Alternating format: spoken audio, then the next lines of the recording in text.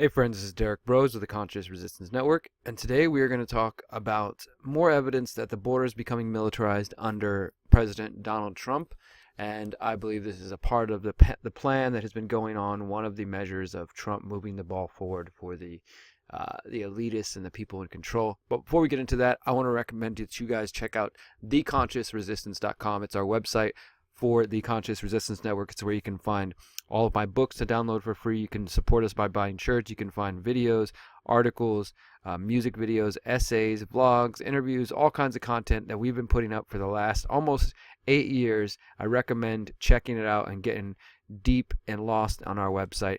You can also find us on Minds, Steam It, join our Discord channel, sign up for our text list, sign up for our text list, sign up for our text list, join us on BitChute. You can also support via Patreon or Subscribestar, or if you want to sign up for our email newsletter, do that right there. And if you want to buy an ounce of Kratom or get some CBD, check it out through My Brave Botanicals. So let's get right into this. San Diego news from NBC. Government secrets. Why and how a special agent turned whistleblower uncovered controversial border surveillance tactics. This was just published recently, and it says, 8 months after NBC 7 Investigates broke a story about a Department of Homeland Security intelligence gathering effort targeting journalists, attorneys, and immigration aid workers, the whistleblower cited in that story is finally coming forward. So 8 months ago, the NBC 7 team in San Diego talked about a story and exposed a story where there was a whistleblower from within the DHS working along the border who revealed a program that was targeting journalists, attorneys, and, as they said, immigration aid workers. The agent is Special Agent Wesley Patonick, 34 years old, sitting at his desk in November 2018 when he came across a PowerPoint presentation file that he said alarmed him.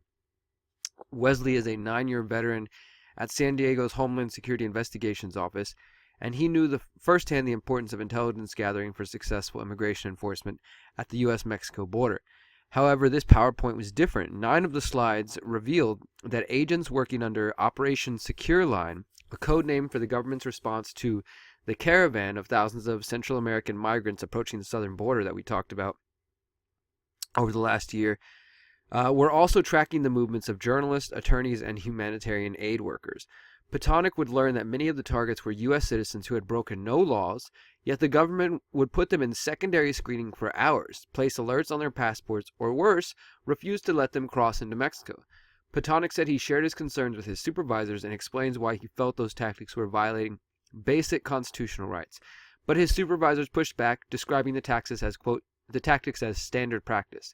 So Patonick decided to take action. He took photos of the PowerPoint slides, and he shared that confidential information with NBC 7 Investigates. And now, 8 months later, he has publicly identified himself as the whistleblower. He says, quote, it seemed these people's rights were being infringed on. I took an oath to uphold the Constitution. Everyone has rights, and just because I don't agree with your political stance on something doesn't mean you don't have the rights as every other person. This is kind of like finding a unicorn, a government agent that actually understands the Constitution and respects people's rights, whether or not they agree with them politically. That's a good thing to see. NBC 7 Investigates broke the border surveillance story back in March, using Patonick's leaked documents and additional research as the basis for the report. Among the 59 individuals targeted by the DHS intelligence gathering efforts were 10 journalists, 3 attorneys, and dozens of immigration aid workers. 25 of those targets, also referred to as sources of information, had accompanying Word documents compiled on them that included details on their travel, education, and work histories, the names of close relatives, and for some of them, photos taken from their social media accounts. So obviously they had done some investigating, some digging on these people. The public outcry was immediate. Lawmakers have called for an internal investigation into the agent's practices. DHS eventually agreed. The Office of Inspector General for DHS announced it would conduct its own separate investigation. A coalition of more than 100 rights organizations demanded that DHS and Border Patrol put an end to these tactics, and several individuals listed in these documents, listed as suspected organizers, coordinators, or instigators, tied to the migrant caravan, including a New York-based pastor who had crossed the border to pray with asylum seekers, are suing U.S. Customs, Border Patrol, and DHS over these practices. The response was validating for Patonick, who played no role in Operation Secure Line, but discovered the files when he was reviewing SharePoint accounts to which the documents had been uploaded. He had a top-secret clearance, but he says the documents were unclassified and could be legally accessed by all Homeland Security investigations personnel he worked with, from secretaries to the special agent in charge. And here he is over here to the left. And, I don't know when exactly. It says that he worked for Homeland Security from 2011 until April 2019 before he was terminated. But days after the initial report, Patonic says his access to work applications, including his email account, were blocked without warning. I knew that they probably figured out who came forward and leaked the documents. I didn't want it swept under the rug, and obviously with everything that's come out and the fallout, I feel that I made the right decision. As news of the border agents' tactics circulated, explanations from Border Patrol officials as to why border agents were collecting this kind of information changed. At first, a Border Patrol spokesman said people listed in the document that Patonic had leaked had either witnessed or taken part in acts of violence against agents near the border. But that explanation clashed with Patonic's understanding that the PowerPoint document was created weeks before the altercations. Months later, a Border Patrol spokesman responded to the coalition of organizations and said that the targets of surveillance were linked to human smuggling efforts. And basically, they just keep lying, keep changing their stories. And the fact of the matter is these documents show that they're literally targeting people who are pastors or people who are working with the immigrants, the migrants, the refugees, whatever name you want to give them.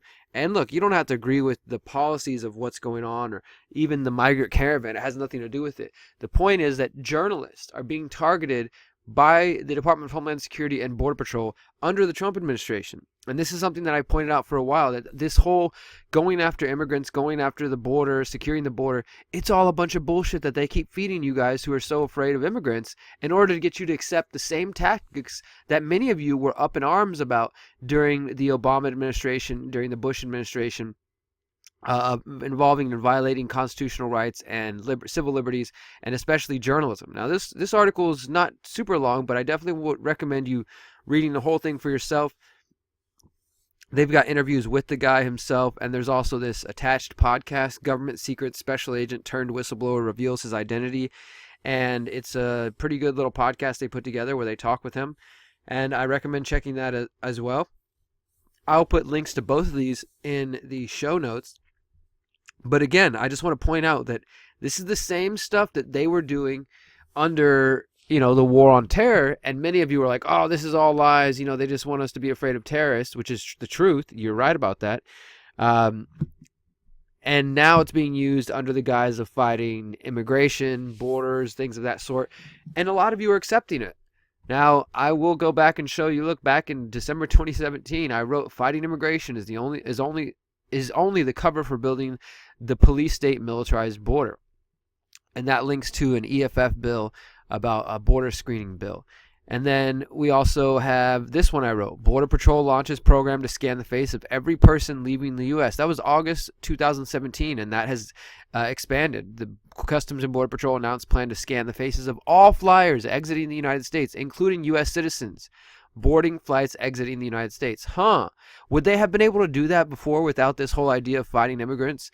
How come nobody's hearing about this? Nobody in the mainstream, let alone the independent alternative media, are making noise about this and getting people to realize how much of a serious threat this is. Most people are just busy arguing over the issues. Mass surveillance on the border is meant for Americans. Here I am 2 years later telling you the same message. The fight against immigration welcomes the police state back in July 2018. And for those of you who really can handle some deep dive, Trump is fighting to save the deep state. I wrote this November 2017, and I think it still stands. It specifically has to do with the FISA court and some of the examples of how Trump is, lining his cabinet with Goldman Sachs people, with people from Bilderberg, with people from the oil industry, the oligarchy, and just approving the FISA courts, just reauthorizing the NSA spying. I mean, there's really no question about it, my friends, for those who actually dig deep and go beyond the surface level. No matter what you may claim or think in 4D chess, 3D chess land, you got to look at what somebody's actually doing, what they're actually saying. And the fact of the matter is, Trump is continuing these practices and making things worse. When he leaves office, whether it's at the end of 2020 or 2019 or in 8 years, another 4 years, the plan will have advanced. The plan of the globalists, the elitists, the predator class, the parasite class, whatever you want to call them, the plan will have advanced, because it doesn't matter if it's a Republican or a Democrat or even some quote-unquote outsider. The plan continues to move forward, and they throw it back and forth to each other while we sit here and argue over the bullshit. So I highly recommend checking out, getting to know this story, sharing this video, sharing this article.